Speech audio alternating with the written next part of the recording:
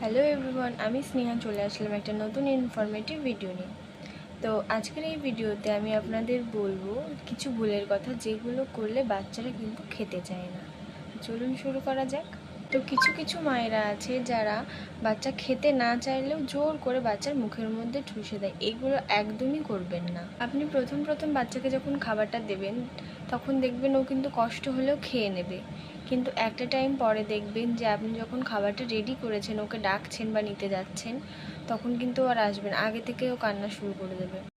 এরকম যাতে না হয় সেজন্য আপনি কি করবেন, আপনি বাচ্চাকে আপনার ইচ্ছা মতো খাবার রেডি করে দেবেন, কিন্তু ও যেইটুকু ইচ্ছা ওরও সেইটুকুই খাবে।